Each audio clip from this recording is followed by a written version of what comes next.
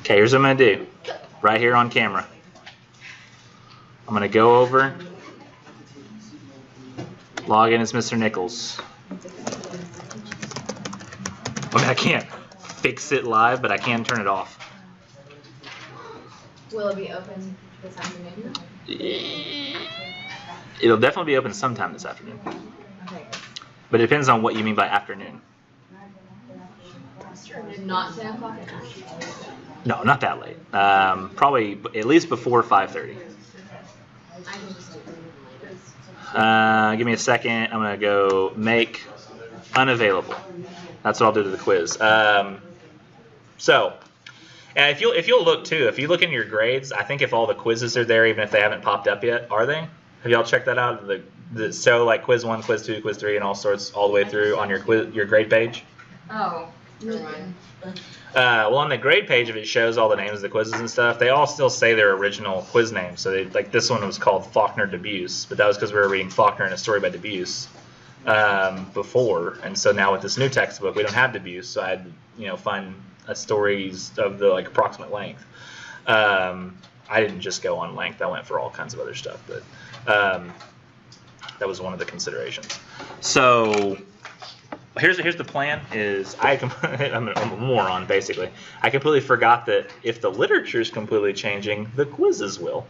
So I've got to go and change the quiz. And so most of the questions on that quiz are already about Rose for Emily anyway. So I've just got to go in and change them to maybe the last 6 or so. Probably, I don't know if every week it'll be this way. I mean, I may just bite the bullet and do it Wednesday afternoon, like fix all the quizzes. But I like to talk about the stories first, see what comes up in our conversations, then try to include that stuff in the quiz is what I like to do. But that does put it delaying if we do that on Thursdays as well. And you are the most talkative class, so I may just not be able to do that.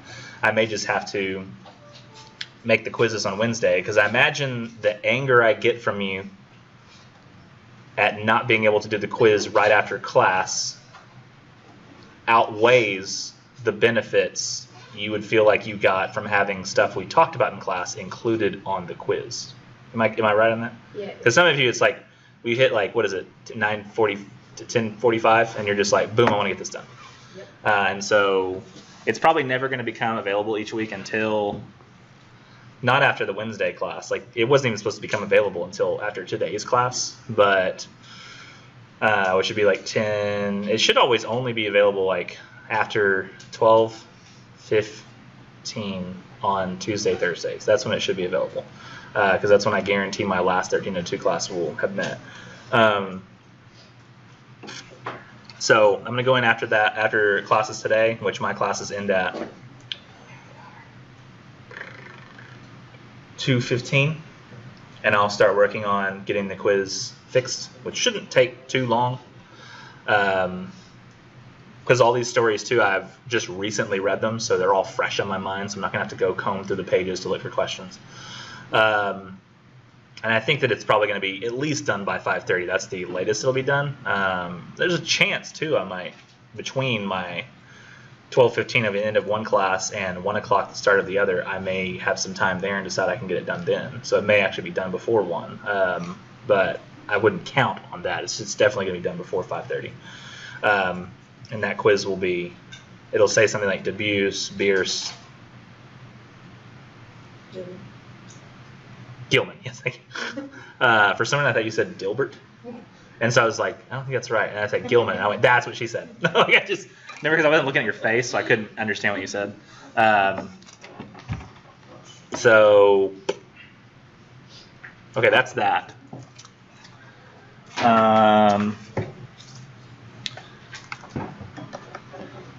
So are there other questions about the class and the way things are working so far that you need questions about? No transition, terrible transition. But that was pretty bad. Not one of my best, not my proudest moment. So let's see if we can get to it. If nobody has any additional questions. Okay. Because this is the class that talks. How far did we get when we were talking about plot? This part. Yeah. Oh, we only got to the arc? Yeah. So we got there. Yeah. Oh, okay, all right. Well, that's very easy. So, Did I talk about it at all, or did I just stop here? Yeah, we talked about it. Did I talk about it a little bit? Oh, I got a little dizzy. So what happens when you get old, guys? Look forward to it. Standing up becomes a journey. All right, let's see. So exposition, rising action, climax, falling action, also called the denouement, if you ever want to sound smart, and resolution. Well, I don't know, smart and or uppity. Bless you. Let's see. So I kind of want to skip and talk about what these are before I don't know. I'll just briefly say what each one of these is, and we'll talk about more detail later. But exposition is, I mean, I think probably you can tell what this implies, right? The story starts kind of low energy, keeps getting higher and higher in energy and action until finally stuff is like at its highest point of energy and action. Then it sort of calms down from there. And that's true even for a story like An Occurrence at Owl Creek Bridge, when you don't even really know the truth until the very end of the story. It still follows that plot arc, strangely. But exposition is, we probably understand climax. Climax is the highest point of energy and action in the story. Rising action leads to that. It's ramping up until we get there. You can probably assume that falling action is when things are winding down, and then resolution, I'll wait on resolution. Exposition is the word for, all the background information you need to understand to set the story.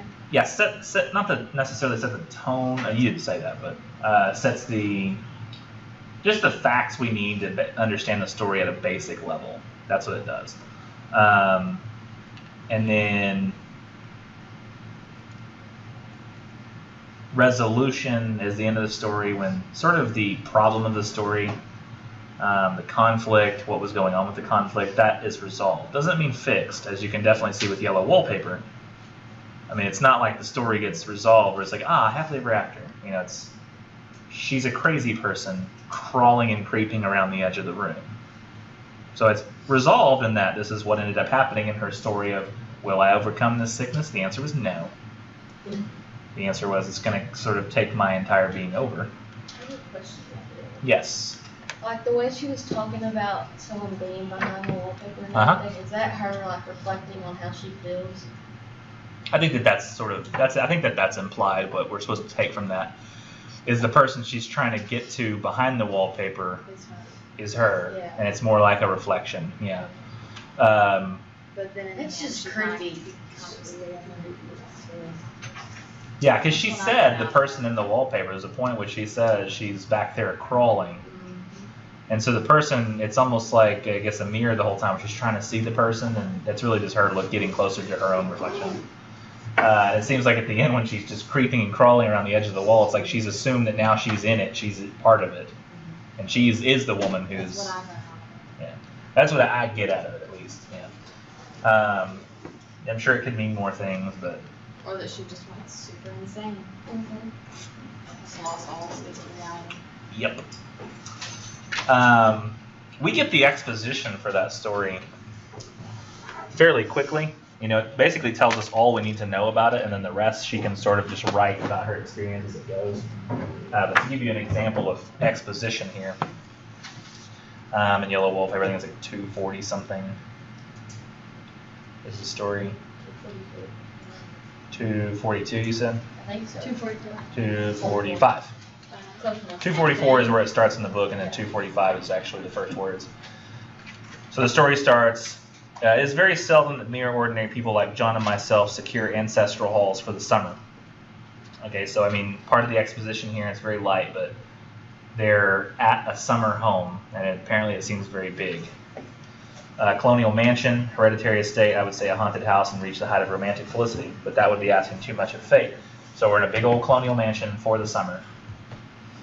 So that's something that we kind of need to know. Still, I would proudly declare that there is something queer about it. Else, why should it be so cheaply, or be let so cheaply, and why have stood so long untenanted? So nobody's been in this place. I don't really feel like that's really necessary for exposition. Like, I don't consider that to be information we absolutely need to understand. It's just sort of her commentary on it. She says, John laughs at me, of course, but one expects that in marriage. The husband will laugh at the wife. John is practical in the extreme. He has no patience with faith and intense horror of superstition, and he scoffs openly at any talk of things not to be felt and seen and put down in figures. So, I mean, I'm understanding a little more about John, but I don't feel like that's absolutely the type of thing that I would consider to be exposition. It maybe is, but in terms of like what's the purest form of exposition, that's what happens in the next. I think both exposition and conflict introduction happen in the next few lines. So we don't see conflict introduction on this, but I'll get to that in a minute. Because it says, John is a physician, and perhaps, I would not say it to a living soul, of course, but this is dead paper and a great relief to my mind. Perhaps that is one reason I do not get well faster. So we understand three things there. We understand, one, she's sick. Two, that her husband's a doctor. And three, that she's writing all this down. She's saying, like, I'm writing this, because when she says this dead paper. And she says, you see, he does not believe I am sick. And what can one do? So there's probably the conflict. You have husband doesn't think his wife is actually sick. Wife thinks she is sick. And I guess whatever he's doing to try to fix whatever is wrong with her to her. If a physician of high standing and one's own husband assures friends and relatives that there is really nothing the matter with one but temporary nervous depression, a slight hysterical tendency, what is one to do? My brother is also a physician and also of high standing, and he says the same thing. So her brother's also a doctor. Neither one of them thinks that she's sick. And this is important to know as part of the exposition. It sets all the stuff that happens in the story in motion. So I take phosphates or phosphites, whichever it is, and tonics, and journeys, and air, and exercise, and am absolutely forbidden to work until I am well again. And she says, personally, I disagree with their ideas. Personally, I believe that congenial work with excitement and change would do me good, but what is one to do? So she thinks that doing stuff, finding something to do would make her feel better. Finding some work that she can be involved in to keep her mind off of, whatever's going on in her head might help her instead of stagnance and staying still and not doing anything. I mean, yeah, journeys and walks and things or something, but they're not really like doing anything. So she feels like work would help her. They don't. So we see the conflict now in the story and how rising action will start to happen. Mm-hmm. Yes? But did you read the beginning part before the story where it tells you what the story's about? It says right here, the story is based on Gilman's struggle with depression after the birth of her daughter Catherine in 1885. So it's basically saying she's like has postpartum depression. It does say as well that, it all depends on to what degree she really made the story near what happened to her. Because it does also say that she maintains that this is a fictional. It says, although it is a work of fiction rather than a factual account of her experience with Mitchell, because Mitchell's the name of the doctor. She changed the names in there too, like her husband. But her husband wasn't actually a doctor. That I don't remember. Is that true? I'm pretty sure I read that somewhere. Maybe I'm imagining things. I don't know. I mean, it could be true. It says Gilman used the story to criticize the doctor's patriarchal approach as well as society's efforts to keep women passive. So she didn't actually, when she went through her experience of being going through postpartum depression. And does the story ever mention? I mean, I may be wrong about this. I saw the baby in the story. I think it's a baby. Yeah, was what it does she mention mentioned. the baby. But she Like once. Yeah. Does it mention the baby died in the story? No. It briefly mentions that she's had a baby. Okay, so it just mentions that she's had a baby. Yeah. So it could just be postpartum depression, just like she had in real life. Because she's not taking care. And granted, if we'd say would this story have happened had she not gone through that experience with that doctor? I don't think it would have. I think what happened is she was imagining what would happen to a woman who is lesser than myself or less confident than myself if she was given the advice of this doctor. Because I think that she acts like she sniffed it out fairly quickly. Says her struggle with depression after the birth of her daughter Catherine, seeking help for emotional turmoil, she consulted the eminent neurologist Silas Fair Mitchell, who described his famous rest cure. This treatment, which forbade Gilman to work, actually worsened her distress. She improved only after she moved to California, divorced her husband, let him raise Catherine with his new wife, married someone else, and plunged fully into a literary and political career. It says that in the thinking about the text, number 5, it says in real life Gilman's husband and her doctor were two separate people. What page is that? 258. 258. The after stuff. Mm-hmm. And I haven't gone through and read all the little essays that follow either, so those might reveal more information. Yeah, like why I wrote all that. Yeah, because I haven't had time to read like the why I wrote, or I mean I read the why I wrote a long time ago, but it's been a while. And in fact, that might actually really help. I mean, I know we're getting a little off of this, but it's fine because I want to. If y'all are wanting to like pursue the story more, that's what I want to do. Because that's more important to me than talking about plot. Well, so like, so really the story really is fiction because it's not based on her stuff. I mean, she had the nervousness tendencies and everything, but Is that what it says in the why I wrote? Right. She says she doesn't have like the hallucinations or any of that. So it's partially true, partially not.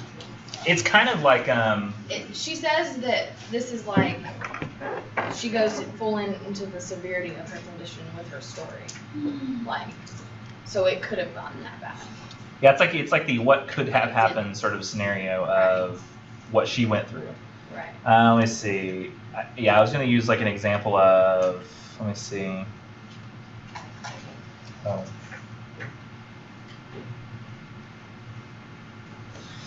Yeah, let me see. I feel like, let me see. Just a second, because I wrote something down the other day that's kind of similar.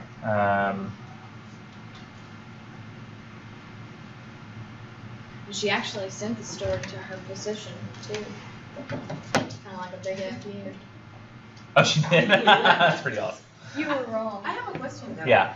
Okay, so if she is sick and she knows that she is sick, she says, okay, so my husband doesn't believe me, right? Yeah. And so she's always talking about how her husband doesn't wanna, or doesn't think that she is sick, but he keeps her from doing stuff. So what is the relationship between that? Because it's kind of like confusing. So she's saying, my husband doesn't believe that I'm sick. However, he keeps her from doing a lot of things that she wants to do. Oh, so it seems counter to what, if he doesn't think she's sick, why is he telling her what to do? Yeah. Right? I think that he doesn't think she's sick, but I mean, it's the idea of the idea of a doctor, I guess, is somebody who only fixes you when you're sick is sort of a modern thing. I mean, Like doctors used to go. Like the definition. Well, doctors used to go door to door, and doctors would. The real job of a doctor is to keep you healthy. Does everybody have does anybody who's ever been on insurance or has somebody on insurance in their family, if that's even a thing, like they have like wellness checks you get once a year? Yeah. Like, 'cause ever since I got a big boy job, and like they have insurance now, it's like they give you like a wellness check once a year, and I was very resistant at first, but now as I get older, I kind of have to make sure my body's not dying. So like once a year, it's like a wellness check, and I mean, for example, the last one I went to, I might cut this out of the video too, because my wife might not do it. But I went to the doctor, and I got blood work done and everything just to see if I'm okay. And he was looking through the blood work, and he was like, well, this is okay, this is okay, this is okay, this is okay, this is okay. And he said, like, my testosterone overall, this is so going to make sense when you hear this. My testosterone overall is somewhat low, but my usable testosterone, for example, like it's like I don't have a whole lot total, but the amount that I can actually use is good. It's within like the healthy range. It's kind of like, I don't know, like if you have like a whole cup of water, like a full cup of water, like some guys have a full cup of water. I've only got this much, but you only need this much to stay hydrated. So I've got enough, if that makes sense. Some guys have like way more than they need, and then they still only got this much usable. The majority of it is going to testosterone. Yes, exactly. So he said, I'm fine in that area. So he said, let's skip past this. And the only thing he could find was some new number they've started looking at, which is like, I can't remember what it stands for. It's like mostly like cholesterol, the way they used to measure it. I don't have high cholesterol. It says, but there's like some new number they've added like in the last year called LDL, which I think he said was like low, blah, blah, blah, low lipid or something like that. But he said like that was, and it was like on a 100 scale, mine was like barely over that. Like it was like 0 from 100, mine was like 114 or something. But the doctor told me like there wasn't really anything wrong with me, so he had nothing to correct. He said he was even having trouble figuring out how to code it in the computer. I know it seems weird, like I should have something wrong, like with the size of his belly, but I don't. He said, you probably just have good genes. He was like trying to figure out how to code it so that the insurance would still pay for the blood work I had done because, it's because I guess even the insurance now thinks the only thing you should be doing is fixing something wrong, so you've got to figure out a way to code it. Whereas the doctor himself was like, this is exactly why you come to the doctor, to make sure you're okay. And so I think part of maybe her husband doing that was giving her directions and what to do is like, doctors are supposed to know what will keep you healthy. So maybe that's what he figured. He figured like, she's not sick, but I know what to do to keep her healthy. And if she's stressed out, well, then probably just make her relax. But I feel like for the time period. Do you think that he really loves her or not? How do you think he In his own feels way. about? Yeah, it's like in his own way. I think it's probably just the same problem that we have in Story of an Hour. No, it's not even Story of an Hour. It's like it reminds me more of like when I watch Handmaid's Tale or Mad Men, where the husbands sort of look at the wives as Like they love them, but they're a woman. They love them, but differently, and there's definitely a power structure where the men are in charge and the women are. That's what I was trying to figure out. Like if the man says something goes, it goes. Yeah. The woman can't do that. And that's the way it was when she wrote this. Well, the story said he was a very loving husband. Was that Story of an Hour or this one? This one. This one. We haven't Yeah, read the 'cause she. story of an Oh yeah, we did. We read Story of an Hour, not in the book. We read it in class. Yeah. And I'll probably reference it a lot, which is weird because we just read it right on the PowerPoint. Let me see. Yeah, where does it say like he loves me in his own way, or does it say he loves me? It says something along the lines I thought of it was them he being loves a me loving in his own husband. way. And I mean, you can tell because he's very caring. You Yeah. know, he's always looking for her and like comforting her and making her feel good and all that kind of stuff. But I was kind of like, Isn't it where she wakes up in the middle of the night and she wants to get up, but she just stays in the bed because she doesn't want to wake him up? Yeah, I do think it makes the most sense to think that he loves her. I think that that's the point maybe she's trying to make with the story is that, I mean, if you look at what happened to her beforehand, which was that she did go through postpartum depression, couldn't figure out what's wrong, and see, like, there's another author, I can't remember her name, I think it was Susan something, but she wrote that Eat, Pray, Love. Y'all ever heard of that? The woman's real story, like what happened was, I mean, I think Eat, Pray, Love is written about her journey of she had a husband and a child, and she lived in like New York City, started to feel kind of oppressed by that relationship, and then she like moved to Europe, met another guy, married him instead. And I think that the husband's been raising the kid. So she leaves him, and so it's maybe I don't know why I'm more pissed about that now. Like I get pissed when I hear that story, and my wife does too. She's like, I don't like that she just leaves him high and dry. Have you ever seen the movie Kramer versus Kramer? Really old movie. Not many people have seen it. Yeah. But it's like Meryl Streep leaves Dustin Hoffman with the kid. She goes for like 2 years. Dustin Hoffman raises the kid, so it's now him and the kid. And she comes back and says, I want a divorce and I want custody of the kid. She's like, I figured out who I am now, so I want to have custody. And he's like, I've been the dad. It's just us now. Like, it's me and him. And I can't remember exactly how it ends up, but I want to say that the court awards the mom custody. there's a recent movie about something like that, but in this movie, he has a girlfriend and then she gets pregnant, she goes away, and leaves the baby with him.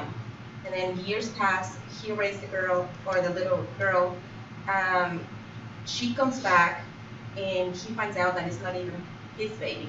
Oh, so yeah. And then she's asking custody of the little girl, and at the end of the movie, like, he gets the custody, no, yes, I can remember, but the little girl dies.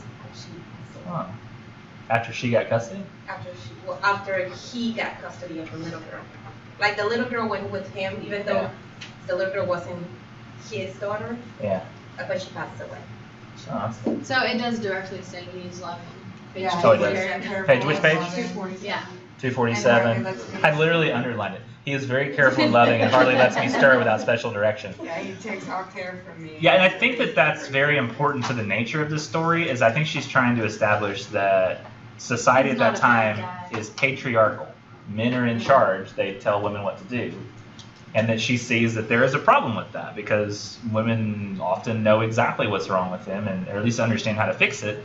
And so men shouldn't be the only ones in charge of telling people what they need to do. And she realized that doctor's rest cure was ridiculous. Like, they didn't believe in mental illness. Like, had you tried to tell them about postpartum depression back then, they would have called you crazy. They would have said that's something that's non-existent. You've just had a baby. Women only love that. Right? Anybody who's sad about having a baby, that person's crazy. That's what women live for. Children. That's kind of what.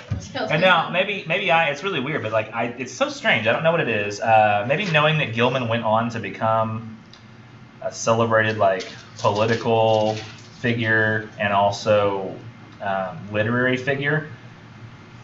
Because it's always a struggle I've had. Because sometimes these people aren't what we would consider in our real lives to be the best people. Like if I was to know her and she says, yeah, I'm gonna leave my family. I'm going to go move to California. And then she gets married there, and I'm like, so you're not even trying to escape marriage. That wasn't it. But she doesn't have a kid. Maybe she just realized, it's almost like she started the video game, and she made the wrong decision at some point along the way. She joined the wrong, guild. And she's like, oh, no, I wasn't supposed to join that guild. Do over, and start the game over. The video game. It's like, she's like, oh, I did family wrong. Start over. And then she starts it over and finds some guy who's like, I don't know, she's like, this time, no kid. And then the husband, but luckily I guess the husband had a new wife to help take care of the kid. I don't know what a husband does back then when hire a maid. I don't know. It was a hire a nursemaid. It was a sister, not even as, so. No, I thought she said, I was talking about the real, the real story. Was Catherine, let him raise Catherine with his new wife. And then she went and married somebody else, plunged fully into a literary and political career. I don't know, I don't, for some reason that doesn't piss me off as much, knowing that she ended up writing something literary later, as it does with the Eat, Pray, Love story, where all she's really done, she wrote Eat, Pray, Love about how she did this, and I wasn't too impressed with I don't know, and maybe too, I'm sure that I'm biased, and if I was writing a symptoms analysis essay, I would say this, so maybe that's why I have a personal bias involved here, and why I sympathize more with Gilman, who went on to, have a successful, it's like people who become these artists, I tend, the important artists, I tend to go, well, that's just that was their fate, But you can't really choose, okay, I'm done being a parent. So that's the thing is, you're talking about, you agree, you hate that she did this, is that what you're saying? Yeah, it doesn't matter what she went on to do, she still left her child and gave up her responsibility. And in a way, it messes the kid up too, because the kid's Yeah. like, oh, because I was born, my mom left. This is oh my gosh, I wish I could talk about it. Has anybody in this room, please don't get pissed at this person, has anybody in this room not seen Infinity War and doesn't care to know or has not seen Infinity War, but really wants to know how it ends, so don't spoil it? But what is it? Okay, so I'm not going to spoil it. But essentially, here, I'll just go in a different direction entirely. Do not mention Infinity War. So you'll have to watch it. And essentially, okay, yeah, let's go a different direction. So, to what degree, and now, please pretend like I didn't just mention the Infinity War. Okay, so what I'm about to say, if you're still trying to connect with the Infinity War, it's not going to make much sense, and you're going to disagree with me for other reasons. If somebody is completely let's take a new example. Okay, so let's say J.K. Rowling to write Harry Potter. The only way for her to write Harry Potter would have been for her to divorce her husband, leave her kids, shut herself in a room, and write Harry Potter for years. Not fair to the kid. Not fair to the kid. We don't feel like it's fair to the kid. We don't feel like it's fair to the husband, right? But do you feel like overall more good was done for the joy that she provided millions of children? No. Sorry. Yes. I kind of do. No. I'm a mom, but I kind of do because of the simple fact that, it got people to want to read. And, lots of kids these days, they want to read. Let's go back to the yellow wallpaper. She left her kid and she started a feminist these movement. days leave their That kind of kids. helped. They just leave. They just decide they didn't want to be a parent. And it's not more so the moms these days, it's more so the dads. We But wouldn't give them crap if it was the dad. That's the, like, it wouldn't I'd be, just it say would just be the that. norm nowadays if the dad. Like a had double done it. standard. yeah, so Yeah. if you don't give the crap about the dad leaving, then Well, I mean, that's not right Like, either, what though, if, especially it's not if she has right. No, posted. I don't think it's right at all. I have 2 kids, Right. trust me. Like, I don't think it's right at all. Oh, it's not But justifiable. but It's there's just no reason. saying, like, I mean, Amanda Lee more than. you, I just don't you think. did good by even creating these stories to give people a bigger picture or to give people an imagination. Other things, like, it's just other things involved in it. I don't know. I don't think it's right See, for the kids to have to grow up without their parent just What I'm because not they okay didn't want with to. is when the parent leaves to change their life, but then once But they've don't got the involve life them. they Yeah, want, like they come back then and want like, to be. no. That's what screws up the kid. Yeah. The kid, think of it as a baby. If you grow up without somebody in your life entirely and you basically don't know their existence, Yeah. I mean, it's not going to affect your life. But if they just come in when you're like 10 and they're like, hey, I'm your mom, Like, I figured You it know, out now. I mean, I it'll want you affect now. it'll affect in some way because at some point, you know, there's going to be somebody's going to say, "Where's your Oh, mom?" yeah. You know, because that's going to affect in but some it wasn't way. that way for Catherine because she had a mom. It just wasn't her biological mom because he had a new life. You're talking about the real lady. Yeah. Okay. Yes. Yes. We're talking about, I can, if a man leaves like their kid, it's kind of looked down upon. It's not too bad. Like she said, it's kind of the norm now. But the mom leaving, it's because I guess she birthed her. We expect her to be more loving towards the kids, but we also have to think about the mom's happiness too, because we can't just expect her to be in a household where she doesn't want to be at all with a man she doesn't want to be with kids she doesn't really feel that connection with. And she left to do her life, to have a better life for herself, and so she didn't ruin the life of her family by being miserable. By being a wet blanket. Yeah, That's how I feel. It's selfish, but at the I mean, same that's time, why I'm like, do you really want, like, as a kid, would you really want your mom around if your mom didn't really want to be there for you? See, and I that's would rather somebody be able to come in. Exactly. So that's the way it is for me. My dad basically hated me, and like everything that was wrong, it was my fault. So it would have been better had my dad not been there at all, because he was really abusive, verbally and mentally and all kinds of stuff. So I would have been okay had he just up and left. But it all depends on that, like whether it's going badly or well. I mean, Right.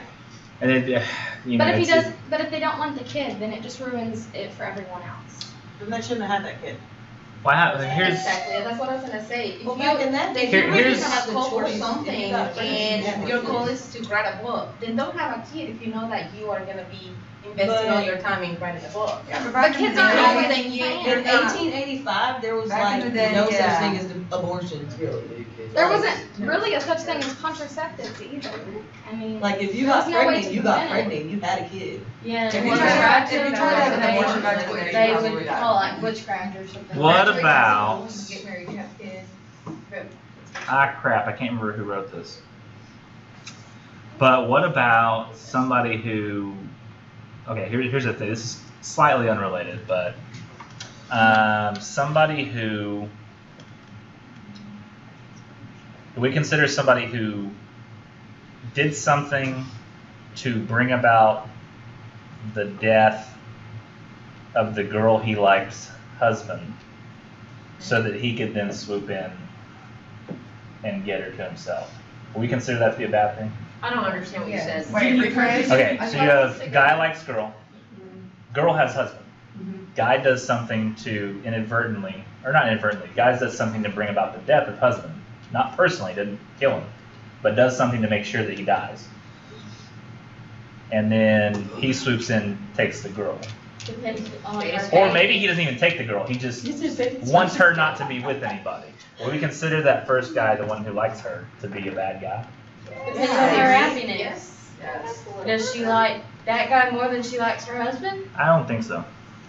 Well, we I mean, just- does he have to well, here's the kill thing. guy? Couldn't he just like be a homewrecker? Well, we just described King David in the Bible, and he's considered one of the greatest Because killing the guy's a little religious far. heroes.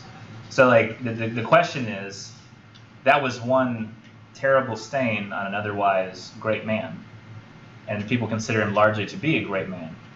But was the failings of his character worth the ultimate good that he did over time? I think he even wrote some of the books of the Bible. I think he wrote the Psalms.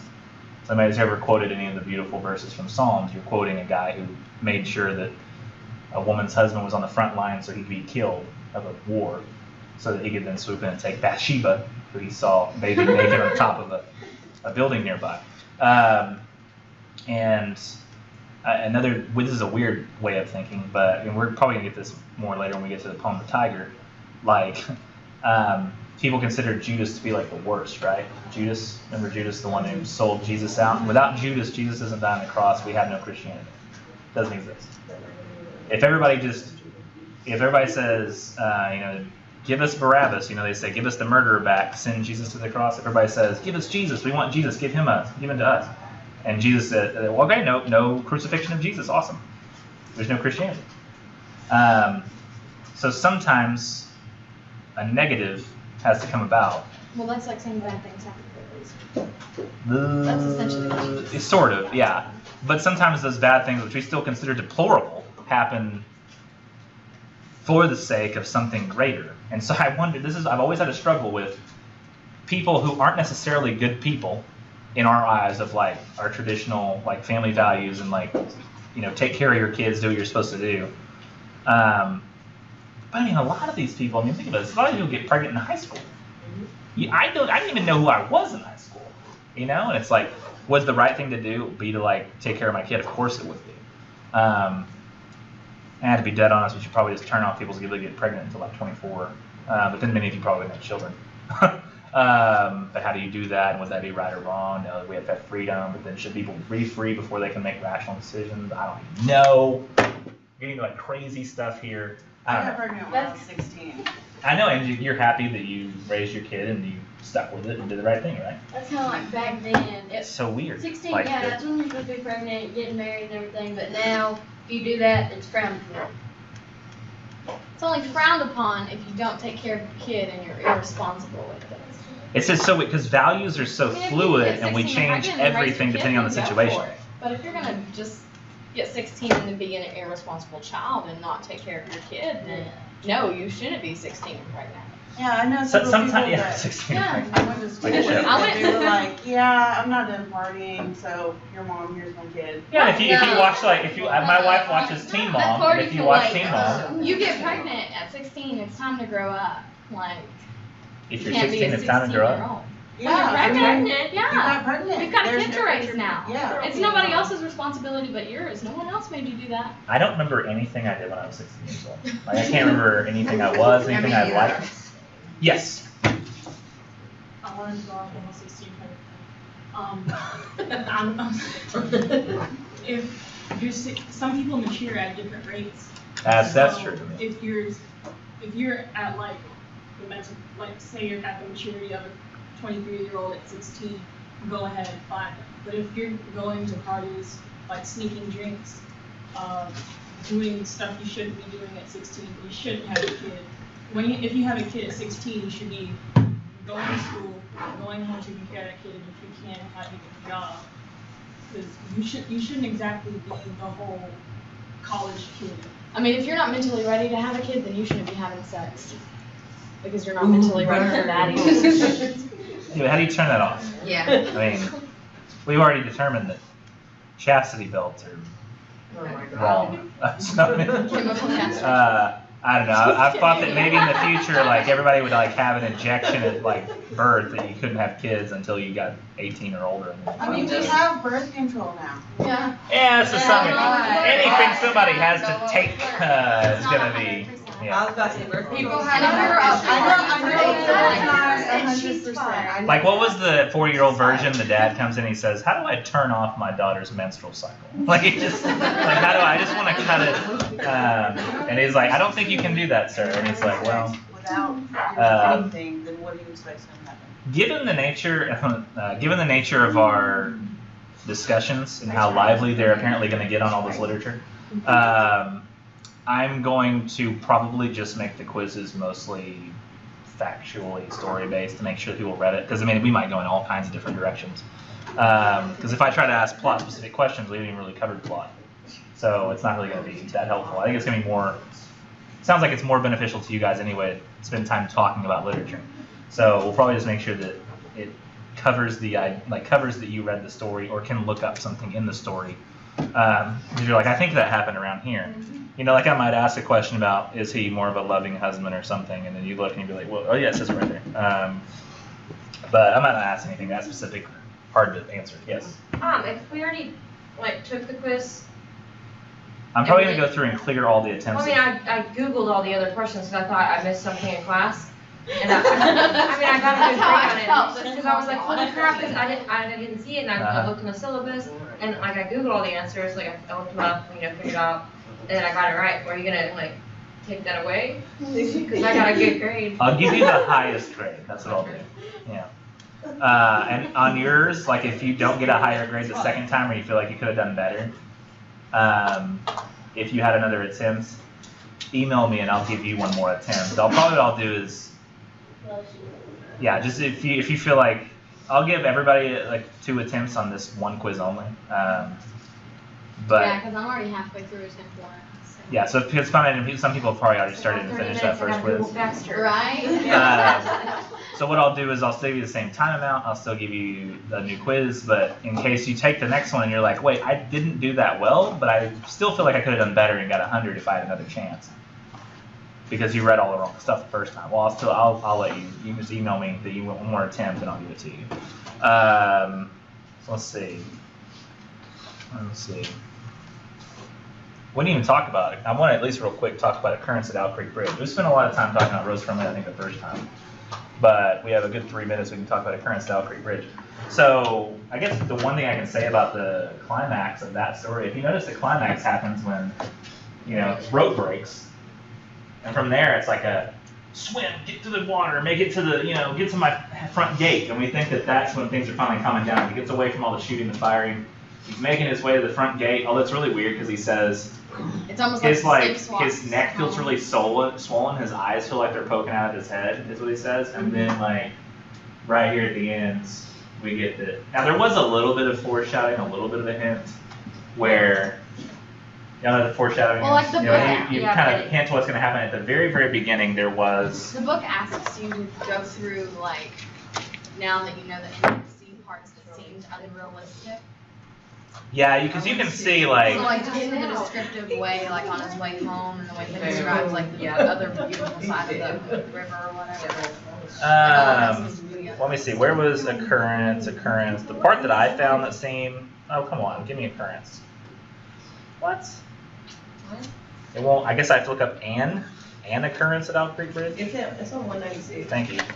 I'm sorry, 1096. Well, I thought I looked at that page. Oh, I went too far. I went to 1196. Okay, so 1096. So right here at the beginning of the story, and it was right near the end of the first section, as he's closing his eyes, it says on 1098, he unclosed his eyes and saw again the water below him. If I could free my hands, he thought, I might throw off the noose and spring into the stream. By diving, I could evade the bullets and, swimming vigorously, reach the bank, take to the woods, and get away home. My home, thank God, is as yet outside their lines. My wife and little ones are still beyond the invaders' farthest advance. As these thoughts, which have here to be set down in words, were flashed into the new man's brain, rather than evolve from it, the captain nodded to the sergeant. The sergeant stepped aside. So, that's the moment when he moves so that he can be hung. And the very last thing he's thinking about when he gets hung is, this is how I could get away. Literally plot by plot moment, what happens next. And then it gives us this giant flashback where he really F's up and tells a Union soldier, it lets a Union soldier in who's dressed as a Confederate soldier. And the guy says, hey, if we could just blow up this bridge, great things would happen for us, but, what are we going to do? And the guy's like, really, So he goes down there to the bridge, and of course what happens was a bunch of Union soldiers there waiting and says, what you trying to do, blow up this bridge? And he's like, what? They're going to get hung. Oh, okay. Because this guy was the one who came to your house, huh? I didn't get that from the story. Because that wasn't explicitly shown, but Peyton Farquhar is the one who gets hung. He's the one, and it says right there at the end of that section, the lady had now brought the water which the soldier drank. He thanked her ceremoniously, bowed to her husband, rode away. An hour later, after nightfall, he repassed the plantation, going northward in the direction from which he had come. The soldier did. He was a Federal scout. So he was a Union soldier, came and said, man, if we could just knock out this bridge, we would stop the Union. So we're supposed to meant to be thinking that that guy tricked the other guy into going and trying to blow up the bridge or burn the bridge down. So he really got tricked into the situation in the first place. He was just being loyal to the South, and I mean, he they basically essentially hung told him him for to it. go blow the bridge down because he said, yeah, all that driftwood. Yeah, it should just light it right up. And then so when we get back to it, we sort of forgot he mentioned all that stuff about his family, right? That like literally he went through the exact plot of what's about to happen because we saw this flashback. Then we get to it again. He goes through it. Literally, it's all happening, and it's like true climax. You know, everything's like happening, and finally things start to slow down as he gets to the bank and starts walking away. And then it really does follow this plot out quite well. And then the resolution, interestingly, is that none of this really happened. His neck snapped as he got to the bottom of the rope, and this was all flashing before his eyes as he went down. This sort of like fake thing that happened. I actually think that's what happens in the movie Interstellar, if anybody's ever seen that. Yeah. I think that he doesn't actually save anybody at the end. I think that as he goes into the black hole, he dies, but he sees his family as he dies and imagines the best future. I think that, I have to guess, I have to assume that he knew this story when he made that movie, my guess. Rose All right, Beverly so, doesn't follow that, right? not that exact format, no. No, Rose Family does follow this.